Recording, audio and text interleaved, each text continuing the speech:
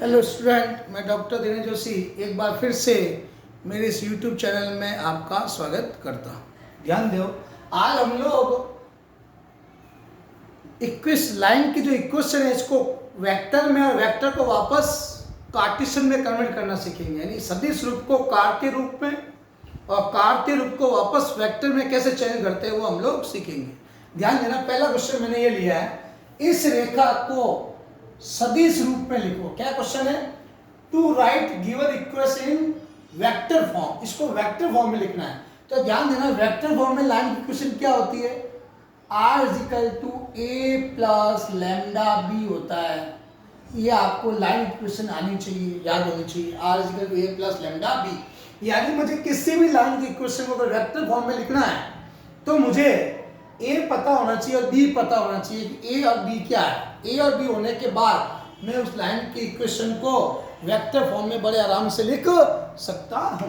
तो ध्यान देना, ए हमेशा क्या होता है? वो वेक्टर होता है जिससे लाइन पास होती है। पता है ना आपको, ये वेक्टर ए है। और वेक्टर बी क्या होता है? इस लाइन के पैरेलल एक वेक्टर होता है। इस लाइन के पैरेलल एक वेक्टर होता है। जानते हैं लोग ये? तो देखो, गिवन इक्वेशन क्या है? Given equation x minus 2/3, y minus 4/3, z minus 6/9। मुझे इसको वेक्टर में कन्वर्ट करना है। क्या करना है? वेक्टर में कन्वर्ट करना है। ध्यान देना, लाइन इक्वेशन कार्टेशियन फॉर्म यही होती है।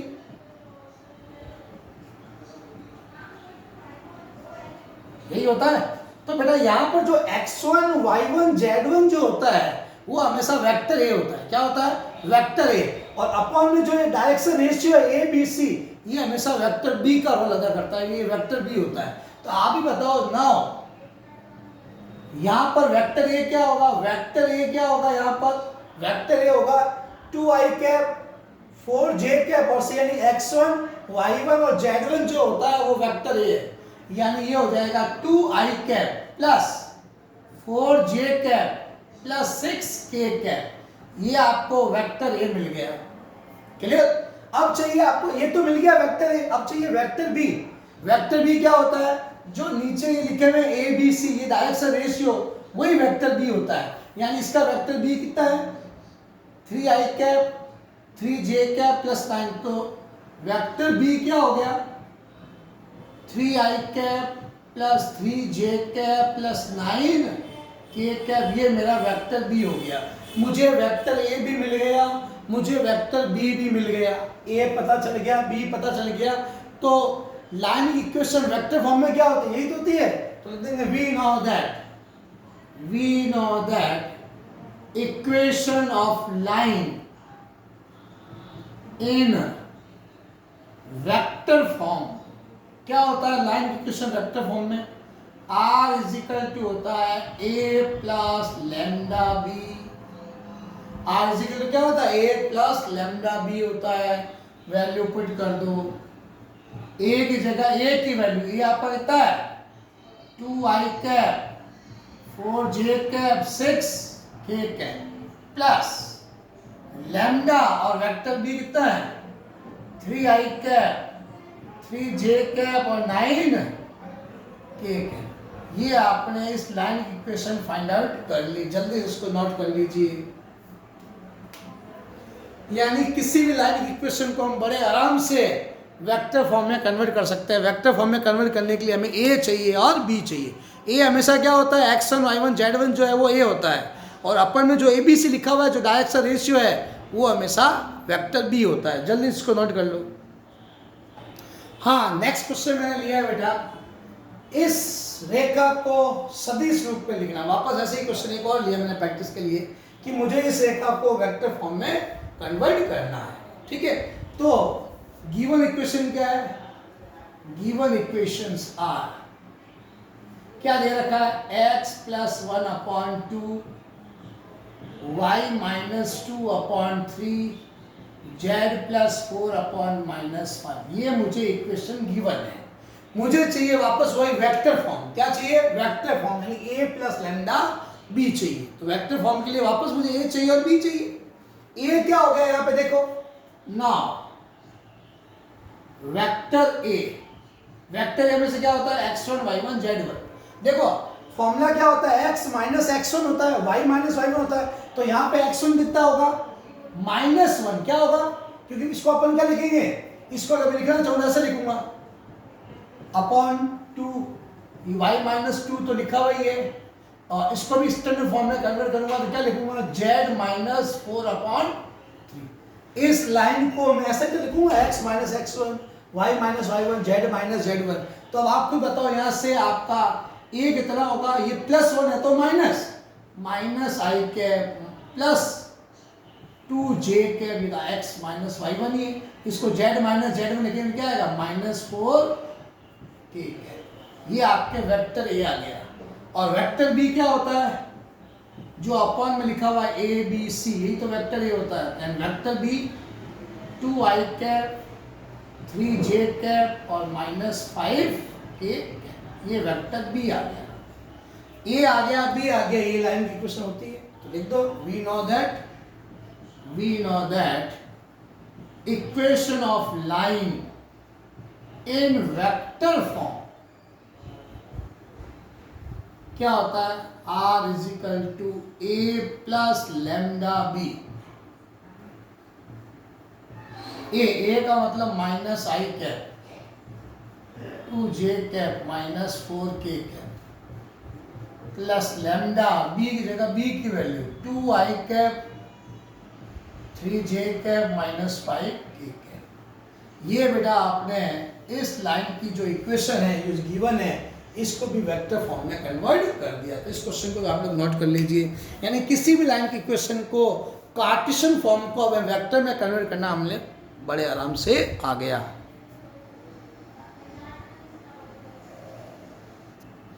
हाँ बेटा, नेक्स्ट क्वेश्चन हमने लिया है। इस बार हम लोग, पहले हमने क्या सीखा था, कार्टेशियन को वेक्टर में कन्वर्ट करना। अब सीख रहे हैं वेक्टर को कार्टेशियन में कन्वर्ट करना। क्या क्वेश्चन है, इस रेखा, ये रेखा वेक्टर फॉर्म में को कार्तीय रूप, सममित रूप में लिखो।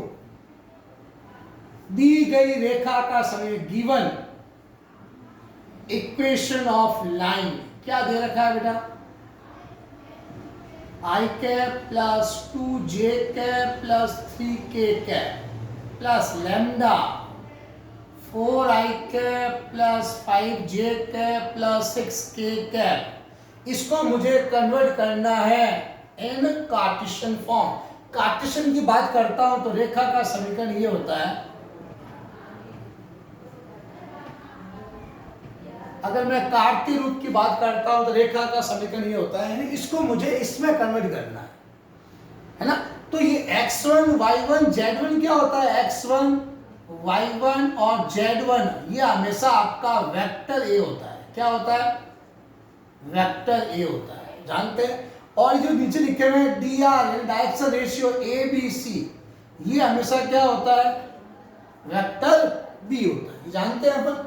तो यहां से देखो, we know that equation of line in symmetric form, यानी सममित रूप, यानी कार्टेशियन फॉर्म क्या होता है, x -x1 upon a, y -y1 upon b, z -z1 upon c। Her student को ये फास्ट काम करना आना चाहिए, कार्टेशियन को वेक्टर में, वेक्टर को कार्टेशियन में चेंज करना आना चाहिए। अब ध्यान देना, x -x1, ये x1 होता है, ये y1 होता है, ये z1 होता है। ध्यान रखना, इधर i का जो कोफिशिएंट है वो हमेशा x1 होगा, इधर j का जो कोफिशिएंट है वो y1 होगा, इधर जो है वो k होगा। ये पूरा आपका, ये जो पूरे आपको दे रखे हैं, ये सारे dr abc है। क्या है ये, abc है। तो रख दो x -x1 मतलब i का कोफिशिएंट कितना है, 1 अपॉन a का मतलब 4, y -y1 कितना है 2 अपॉन b का मतलब 5, ये b, z -z1 कितना है 3 अपॉन c कितना है 6। तो ये मैंने कन्वर्ट कर दिया इन कार्टेशियन फॉर्म, इन लाइन की इक्वेशन को वेक्टर में, वेक्टर को कार्टेशियन में हमने फास्ट चेंज करना हमें आना चाहिए। जल्दी से इसको नोट कर लीजिए। फिर एक क्वेश्चन और है अपन चेंज करने का, वो करते हैं ताकि फिर इसके बाद एक्सरसाइज शुरू करेंगे।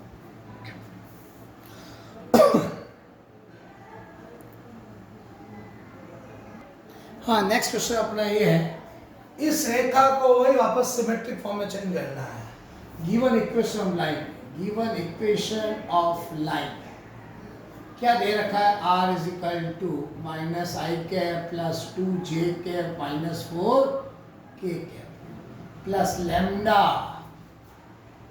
2i cap plus 3j cap minus 5k cap. ये आपको गिवन है, मुझे इसको वापस वही सिमेट्रिक में चेंज करना है, तो वही वापस ए चाहिए बी चाहिए, यानी एक्स वाई में जेड में। देखो we know the equation of line in symmetric form ये होती है एक्स माइनस x1 कितना है बेटा, ये x1 होता है, ये y1, ये z1, ये a b c, रख दो इसमें वैल्यू। x माइनस x1 कितना है -1 अपॉन a कितना है 2, y माइनस y1 कितना है 2 अपॉन b कितना है 3, z माइनस z1 है -4 अपॉन -5, तो x प्लस 1 अपॉन 2 हो गया, y माइनस 2 अपॉन 3 हो गया, z प्लस 4 अपॉन -5 हो गया। ये भी हमने लाइन की इक्वेशन फाइंड आउट कर ली। जल्दी इसको नोट कर लीजिए, ये दो क्वेश्चन आपको होमवर्क देता हूँ, आप खुद करोगे। 2i cap 3j cap 5k cap plus lambda 2i cap minus 5 cap plus 7k cap, इसको भी आपको कन्वर्ट करना है किसके अंदर, कार्टेशियन में। -2i cap plus 3j cap minus 4k cap plus lambda 3i cap plus 2j cap minus 7k cap, इन दोनों को तो कन्वर्ट करना है किसमें, कार्टेशियन में। ये दो होमवर्क डाले मैंने, आप घर पे करोगे। जल्दी इसको नोट कर लीजिए।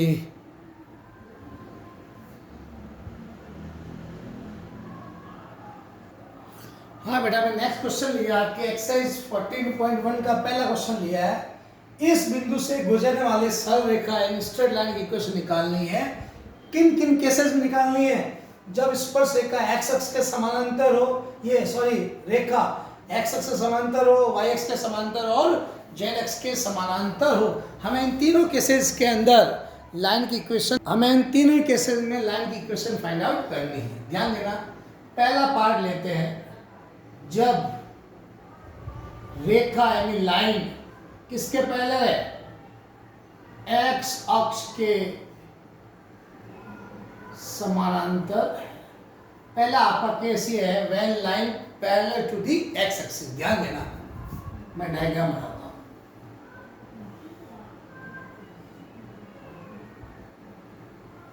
ये जेड एक्सिस, ये वाई एक्सिस, ये ओरिजिन। लाइन इस बार ये एक्स अक्ष है, इसके पैरेलल, मतलब एक्स अक्ष के पैरेलल ये लाइन है। ये देखो एक्स के पैरेलल दिख रही है आपको, एक्स के पैरेलल है।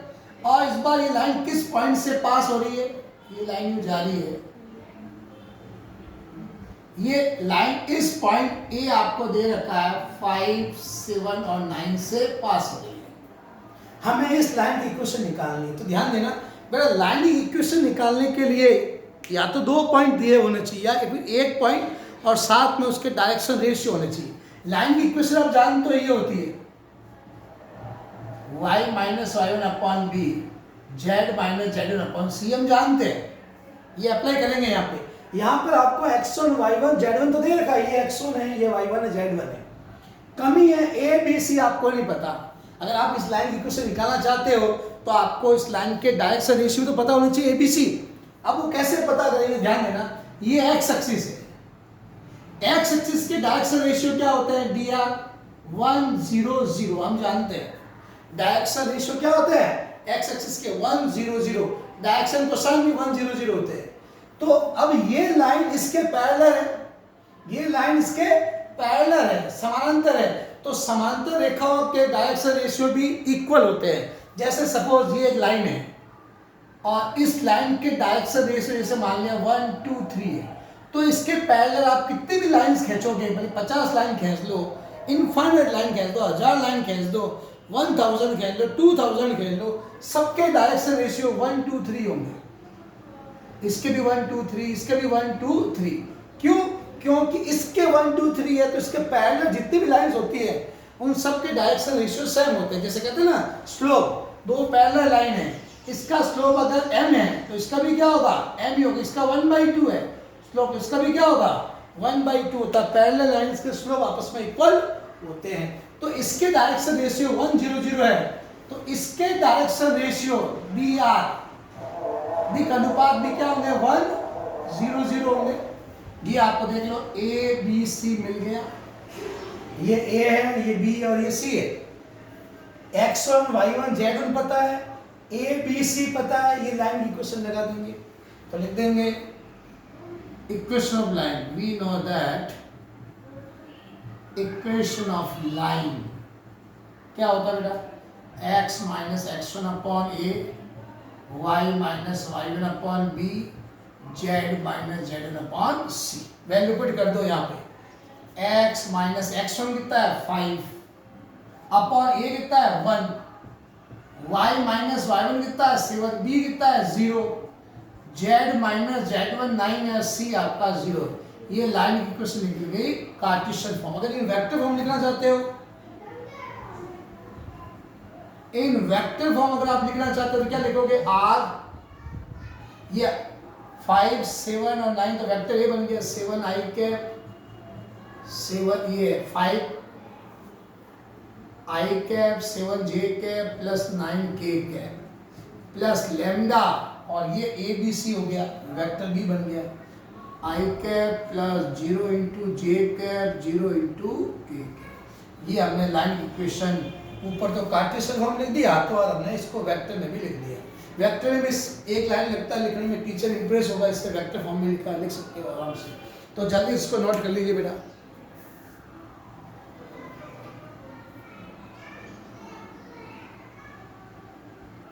सेकंड क्वेश्चन क्या कहता है इसका, जब रेखा y अक्ष के समांतर, ये कह रहा है जब रेखा y अक्ष के पैरेलल है तो हमें उसकी इक्वेशन निकालना। y अक्ष आपका ये है, यानी इस बार रेखा इसके पैरेलल है, जैसे ये यूं जा रही है रेखा, मुझे इस लाइन की इक्वेशन निकालना है। ये पॉइंट आपको दे रखा है 5 7 और 9, मुझे इस लाइन की इक्वेशन फाइंड आउट करनी है। तो केवल पॉइंट से तो बेटा लाइन निकलता नहीं, साथ में डायरेक्शन रेशियो भी चाहिए ना। तो डायरेक्शन रेशियो देखो, ये y अक्ष के डायरेक्शन रेशियो क्या होते हैं 0 1 0 होते हैं, x अक्ष के 1 0 0 होते हैं, y अक्ष के 0 1 0 होते हैं, z अक्ष के 0 0 1 होते हैं। तो इसके दिक अनुपात डायरेक्शन रेशियो 0 1 0 है। तो क्यों, अब ये जो लाइन है जो हम निकालना चाहते हैं वो इसके पैरेलल तो है, तो इसके भी डायरेक्शन रेशियो क्या होंगे 0 1 0 होंगे। मिल गए इसके डायरेक्शन रेशियो ABC मिल गए, ये हमें क्या मिल गए ABC हमें मिल गए ABC, ये है B है C है, ABC पता है, x1 y1 z1 पता है। ये पड़ी लाइन की question, we know that equation of line, we know that equation of line क्या होगा बेटा, x minus x1 upon a, y minus y1 upon b, z minus z1 upon c। x minus x1 कितना है ये 5, a कितना है 0, y minus y1 कितना है 7, b कितना है 1, z माइनस 9 अपॉन 0। कई बच्चे कहते हैं सर 0 डिवाइड, ये तो ये नॉट डिफाइंड होगा, 0 डिवाइड कैसे होगा बेटा, ये डिवाइड नहीं कर रहे हैं, ये इसमें डिवाइड नहीं हो रहा है, ये शो कर रहा है 0 1 0 इसके डायरेक्शन रेशियो को ABC को शो करते हैं ना इन वेक्टर फॉर्म। अगर वेक्टर फॉर्म में लिखना चाहते हैं लिखेंगे r, पहले वेक्टर ए लिखेंगे 5 i कैप 7 j कैप और 9 k कैप प्लस लैम्डा, और ये b 0 इंटू आई कैप j कैप और 0 इंटू k कैप। ये हाथों हाथ हमने इसको वेक्टर में भी कन्वर्ट कर दिया, इसको भी नोट कर लीजिए। फिर हम तीसरा केस करेंगे जब रेखा z अक्ष के पैरेलल है, क्या है जब लाइन z अक्ष के पैरेलल है। हाँ, थर्ड केसेस है हमारा, find the equation of line which passes through the given point and parallel to the z axis. इस बार लाइन z एक्स के पैरेलल है, z एक्स आपका ये रहा, इसके पैरेलल है, लाइन यूं है, z एक्स के पैरेलल आगे मुझे इस लाइन की इक्वेशन फाइंड आउट करनी है, इस रेखा का समीकरण मुझे निकालना है। और ये कह रहा है कि रेखा इस पॉइंट से पास होती है, 5 7 9 पॉइंट दे रखा है, इससे पास होती है। वही अब इसके दिग अनुपात चाहिए, तो आप खुद देखो जेड के दिग अनुपात क्या होता है, डी आर, इसके होते हैं 0 0 1। जेड के डायरेक्शन रेशियो क्या होते हैं, जेड के 0 0 1 होते हैं। तो ये लाइन इसके पैरेलल है, तो इसके भी डायरेक्शन रेशियो क्या होंगे, डी आर 0 0 1 होंगे। यानी आपको ए बी सी मिल गया, x1 z1 y1 z1 पहले से ही पता है, तो लाइन इक्वेशन निकाल लो। We know that equation of line x minus x1 upon a, y minus y1 upon b, z minus z1 upon c। रख दो यहाँ पे, x माइनस x1 कितना है 5 upon a 0, 7 upon 0, z minus 9 upon 0। ये बेटा आपने लाइन की इक्वेशन फाइंड आउट कर ली। इन वेक्टर फॉर्म लिख दो, इन वेक्टर फॉर्म क्या हो जाएगा, r लिखा, वेक्टर फॉर्म होता है r equal to a plus lambda b। a लिख दिया पहले, 5i कैप, 7j कैप और 9k cap plus lambda b 0 into i cap, 0 into j cap और k। ये आपने लाइन की इक्वेशन फाइंड आउट कर ली। तो ये आपका पहला क्वेश्चन 14.1 एक्सरसाइज का पहला क्वेश्चन सॉल्व हो गया। हमें लाइन की इक्वेशन निकालनी थी तीनों केसेस के अंदर, जब लाइन x के पैरेलल है, y के पैरेलल है और z x के पैरेलल है।